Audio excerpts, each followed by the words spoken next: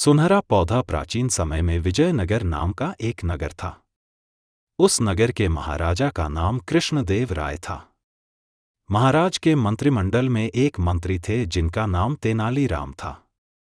तेनालीराम अपने चातुर्य का प्रयोग करके महाराज को हर बार आश्चर्यचकित कर देते थे। एक बार ऐसा हुआ कि तेनालीराम ने अपनी बुद्धि से महाराज के फैसले को बदल दिया और एक निर्दोष को सजा पाने से रोक दिया। एक बार महाराज कृष्णदेव राय को किसी कारण वंश कश्मीर राज्य जाना पड़ा। वहां पर महाराज को एक पौधा बहुत पसंद आ गया।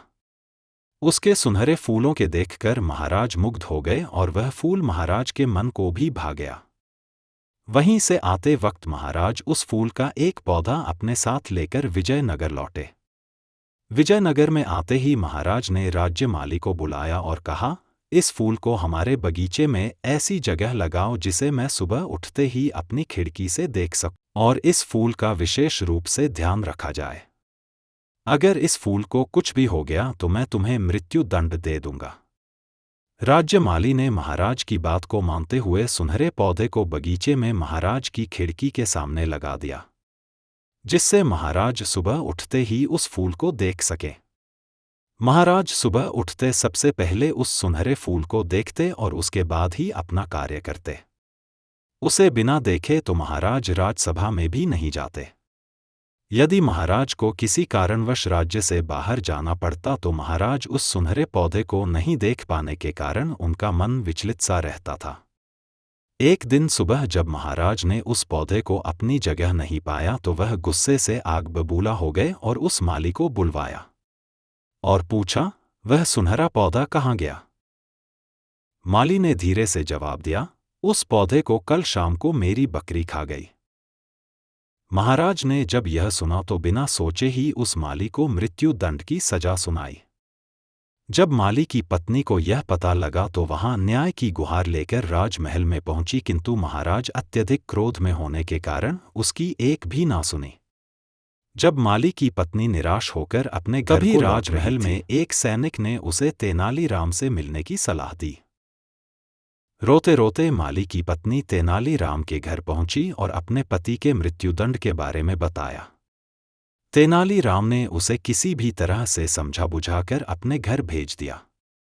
अगले दिन सुबह माली की पत्नी चौराहे पर एक बकरी को डंडे से पीट रही थी। यह वही बकरी थी जिसने वह सुनहरा फूल खाया था। जब नगर वासियों ने यह देखा कि माली की पत्नी की मार से बकरी अधमरी हो चुकी है तो ग्राम वासियों ने कोतवाल को बुलवाया। विजयनगर में पशुओं के साथ ऐसा व्यवहार क्रूरता में माना जाता था। ऐसे करते करते यह मामला महाराज के सामने जा पहुंचा। महाराज ने जब माली की पत्नी से इसका कारण पूछा तो उसने बताया कि इस बकरी के कारण ही तो मेरा संसार उजड़ने वाला है। महाराज बोले, मैं तुम्हारी बात समझ नहीं पाया हूं, भला यह बकरी तुम्हारा घर कैसे उजाड़ सकती है? उसने बताया, महाराज, यह वही बकरी है जिसने आपका सुनहरा फूल खाया है, जिसके कारण मेरे पति को मृत्यु दंड मिला है। तभी महाराज ने सैनिकों को आदेश देकर माली को आज़ाद कर दिया और माली की पत्नी को पूछा कि तुम्हारे पास इतनी बुद्धि कहाँ से आई कि तुमने मुझे मेरी गलती का भी एहसास दिला दिया और अपने पति की जान भी बचा ली।